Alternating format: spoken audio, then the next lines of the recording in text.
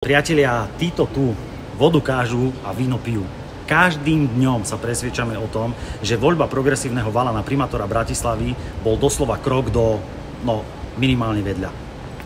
Najnovšie sa ku mne dostali informácie, že ľudia z okruhu primátora, teda zamestnanci magistrátu, si veselo parkujú v centre mesta len na skok do svojich kancelárií.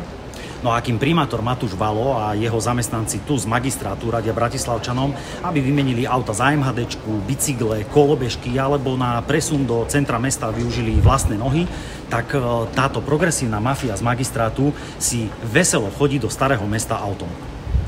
A v časoch, keď v Bratislave rezonuje najmä zmena parkovacej politiky, vyňatie aut zo starého mesta či zavedenie nezmyselných cyklopruhov, progresívna mafia z magistrátu si robí čo len chce. A pritom by to mali byť práve oni, ktorí pôjdu obyvateľom Bratislavy príkladom. Ale nie. Počet zamestnancov počas Valovho šéfovania narastol dvojnásobne a jeho podriadení si parkujú na privilegovaných parkovacích miestach pri Uršulinkách v starom meste, odkiaľ vyhnali domácich. A benefity blízkeho parkovania pri pracovisku využívajú dokonca bezplatne. Áno, dobre počujete, bezplatne. Čo by za to dali domáci Bratislavčania či rezidenti? Ale oni tam parkovať nemôžu, a to ani za poplatok. Toto je tá ich progresívna vláda. Bežní ľudia majú po chlebe, hlavne, že sa Valovci majú ako prasce v žite. A na záver, priatelia, jeden frajer.